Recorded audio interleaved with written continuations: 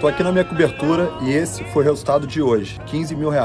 Eu fiz questão de ir ao banco e pegar em espécie só para vocês terem noção. Já vou te adiantar que eu não sei gravar vídeos e esse provavelmente já vai estar todo cortado.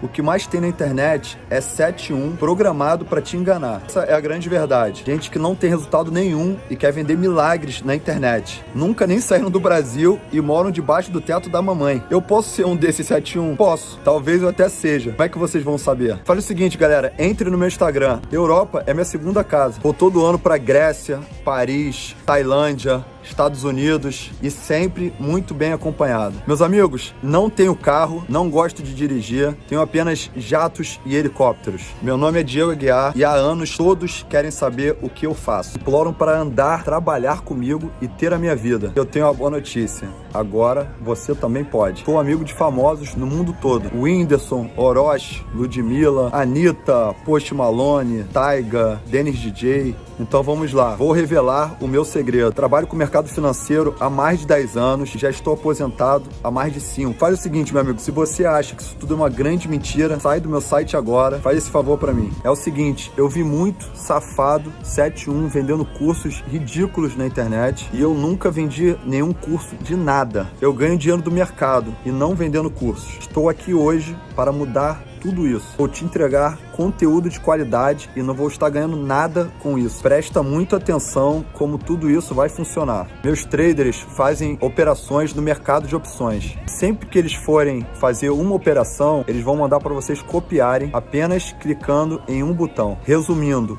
você vai ter o resultado de um profissional mesmo sem entender nada. Eu sou multimilionário e copio todos esses sinais. E como você vai saber se isso funciona, se é verdade ou não? Muito fácil, basta comprar agora, o preço é ridículo. Como eu disse, eu não ganho nada, o dinheiro vai todo para minha equipe. E se você não gostar, não tem problema. Pede o dinheiro de volta que eu devolvo na mesma hora. Já me alonguei muito, então clica no botão agora. Caso ele esteja funcionando, significa que ainda tem vaga. Se não estiver funcionando, me manda uma mensagem no Instagram. Lembrando sempre, a prioridade são minhas amiguinhas. Te vejo no meu curso ou nas melhores festas do mundo. Some, divide por 11, dá 26 anos. É um time, uma média de idade super legal. O interessante é justamente a mescla, né? Tem 5 jogadores com mais de 30 atuando ao lado de uma garotada. No caso do Santos, a gente já sabe os motivos, né? O Santos é um time em eterno desmanche, está sempre perdendo o jogador e buscando substituto na base. Quando a gente olha, por exemplo, o time do Santos, que massacrou o Boca no ano passado, na Libertadores da América, olha quantas mudanças esse time do Santos tem, a começar pelo técnico, que saiu, beleza, mas a gente tem a saída do principal zagueiro do time, que é o Lucas Veríssimo, a saída do principal jogador de meio campo, que é o Pituca, a saída do Soteldo, o Alisson machucado e o Marinho machucado.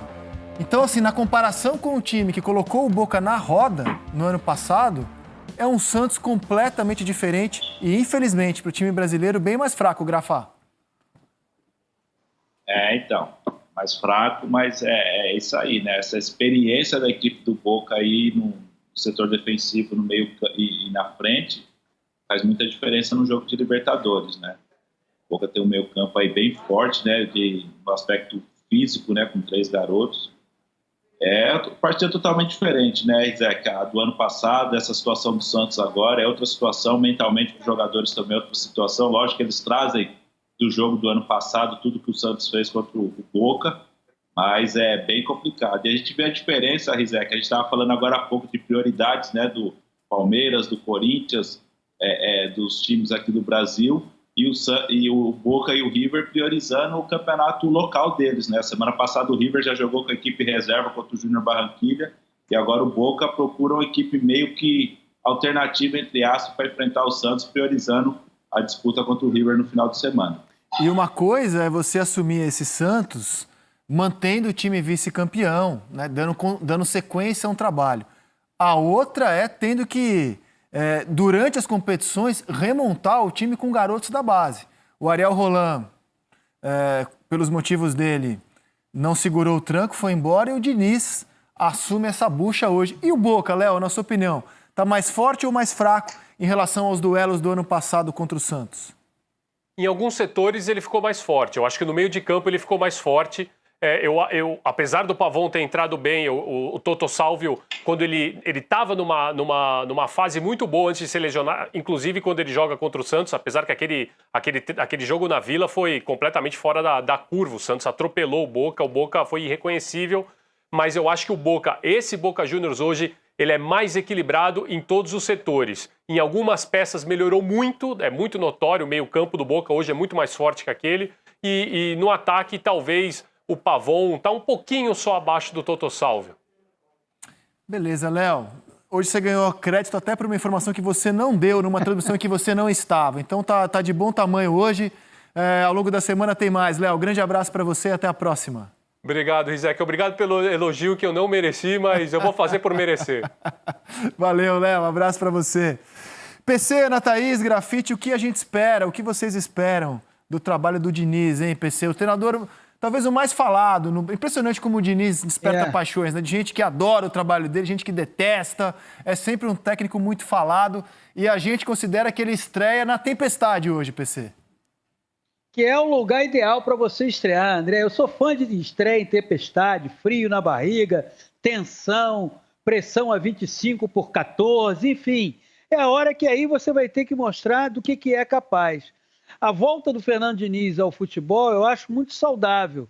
Acho que muitas vezes as opiniões sobre ele são exageradas, mas quem acompanhou a entrevista coletiva que ele concedeu ontem na apresentação do Santos, vê que ele é um cara muito preocupado em fazer os times que ele treina jogarem bem.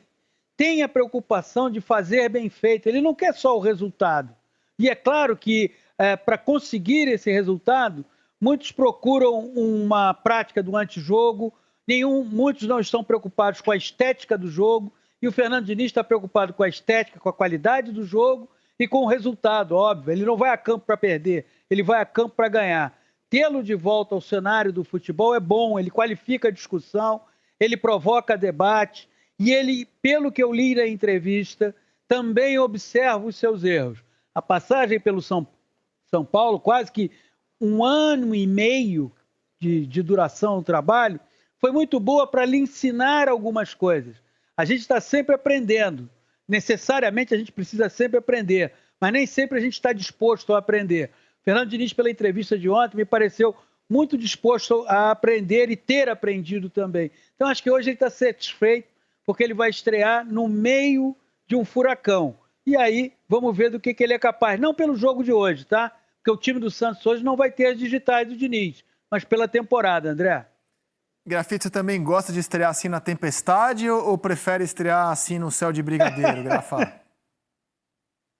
Pois é, que no céu de brigadeiro é sempre melhor, mas na tempestade assim você já consegue estrear já com a adrenalina lá em cima, né? Eu gosto muito do Diniz, acho que a grande maioria do pessoal que gosta de futebol, que curte novidades no futebol, torce para o sucesso do Diniz, né? Ele teve um breve sucesso no São Paulo e agora tem uma oportunidade no Santos, e eu estou sempre torcendo pelo bem e que ele consiga implantar tudo aquilo que ele passa para o futebol, que todos os jogadores que eu converso que trabalharam com ele só falam maravilhas dele, então coisas positivas para o futebol ele vai conseguir trazer se ele conseguir vencer e vingar no futebol a sua filosofia. E você, Aninha, você é da turma dos detratores do Diniz, da turma dos dinizistas, ou não está nem para os dois e está no meio termo? Eu sou uma eterna entusiasta do professor Fernando. Eu costumo sempre fazer essa brincadeira, mas que tem muita verdade. Gosto muito do que é o Fernando Diniz, assim, do conceito dele, não só de campo e bola, mas do que um personagem do futebol pode acrescentar dentro e fora das 4 linhas, né? Com as suas incoerências, né? Com as suas cobranças, como a gente acostumou, né? Ou, na verdade, não deveria se acostumar, mas como nós vimos aí nos últimos anos. Acompanhei toda a trajetória dele naquele Audax, né, durante várias temporadas, até chegar na decisão do Campeonato Paulista com o Santos. Era um time incrível de se assistir, um time que ele teve que trabalhar muito, né? Foram 4 anos entre idas e vindas para formar aquela equipe tão interessante de assistir. Converso muito com o jogador, tenho muito também dessa informação que diz o Grafite, né, dessa questão da coragem que ele dá aos jogadores. Eu vejo muito desse São Paulo muito bem com o Crespo, fundamentado em conceitos de coragem que o Diniz levou para essa equipe, né? Então eu sou muito entusiasta do trabalho do Fernando Diniz, gosto, acho que ele tem tudo para mais uma vez demonstrar aí um bom trabalho, independentemente dessa questão de títulos ou não, que o persegue aí nos últimos anos, ou ao todo do seu trabalho. Agora, eu só queria falar um ponto, Rizek, eu estava ouvindo a coletiva do Diniz ontem, de apresentação. Ele não podia ser questionado sobre o Boca, parece que foi um acordo em relação aos direitos de transmissão da Libertadores, pelo que me falaram, mas ele passou quase por um tribunal da Inquisição ali sobre as perguntas. Eu tenho percebido um pouco, momento Redação Sport TV, né, momento vocês da imprensa, como a gente está indo com conceitos muito sólidos para fazer entrevistas coletivas, né? A gente vai com a nossa opinião e quer que o técnico chancele a nossa opinião sobre o jogo, sobre um comportamento de jogador, sobre o próprio comportamento do técnico. E eu fiquei muito espantada ouvindo, né? Consegui ouvir só à noite a entrevista do Fernando Diniz. E ele foi muito questionado sobre essa questão dos resultados, o que aconteceu no São Paulo, por que ele aconteceu tudo o que aconteceu, de liderar o campeonato durante tanto tempo e não conquistar o título. E eu acho que a gente perde um pouco a possibilidade de entrevista coletiva, de entender cada vez mais o que pensa o treinador no campo e na bola. E eu acho que a gente está perdendo isso como repórter, né? De essência de repórter ali, e a gente fica julgando. E aí, se o cara não responde aquilo que a gente acha, a gente diz que ele fugiu da resposta, que ele fugiu da pergunta, que ele não quis responder. Acontece de fugir da resposta. Mas eu acho que cada vez que a gente impõe a nossa forma de pensar, esperando que o outro chancele a nossa ideia, eu acho que a gente perde muito. A gente perde de entender o que pensa o treinador quando chega para um jogo tão importante contra o Boca, numa estreia do Diniz numa Libertadores com o Santos, né? Então, sou muito entusiasta do trabalho dele, acho que tem tudo para dar certo. Ele tem jogadores muito técnicos nesse elenco do Santos, embora um elenco bastante limitado de grandes peças, né? Mas eu acho que tem tudo para ele fazer, sim, um bom trabalho, sem um Campeonato Paulista pela frente agora, só com a Libertadores, começar também um Campeonato Brasileiro bom. Pelo menos essa é a minha expectativa com o trabalho do Diniz. Bem interessante o que a Ana falou sobre as entrevistas. E o que eu acho curioso, assim, do Diniz, eu queria ter sabedoria para ter uma tese pronta, Aninha, mas não tenho, apenas constato o seguinte. O Diniz é um cara que fala pouco. Então, assim, ele é amado ou odiado não por aquilo que fala ou deixa de falar, porque ele tem um jeito mais tímido, mais reservado, ele fala pouco, não é um cara que está sempre falando, dando opinião sobre tudo. As pessoas amam ou odeiam o futebol da equipe do Diniz. Eu acho muito, muito curioso como se discute os times do Diniz com tamanha passionalidade na mesa de bar, nos programas de TV, o Fluminense dele de futebol agradável e poucos resultados, o São Paulo dele, as ideias dele, como isso é debatido. Com amor e ódio, assim, e não passa batido. Todo mundo tem uma opinião muito, muito forte, muito formada sobre as ideias de jogo do Diniz. Né, André? Você acha que é conservadorismo?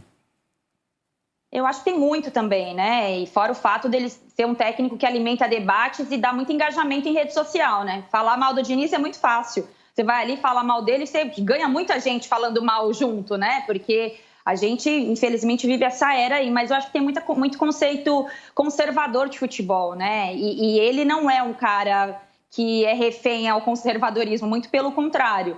E aí, claro que tem as mecânicas internas do dia a dia, que ele tem as deficiências dele, né? De fazer o trabalho dele evoluir ali sobre o sistema defensivo, saída de bola, o que ele pensa de conceitos de jogo, mas eu acho que muito pautado nesse conservadorismo que a gente vive no Brasil, que encheu o time de volante e 4 atacantes e seja o que Deus quiser, a gente ainda ataca muito um cara como o Fernando Diniz e defende muito treinadores que distribuem o colete, mas são caras legais na entrevista coletiva.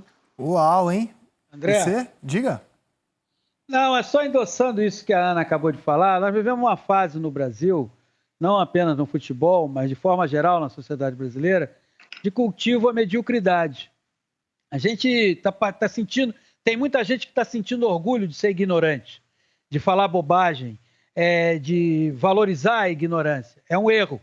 O Fernando Diniz é um técnico que sai desse caminho. Quando você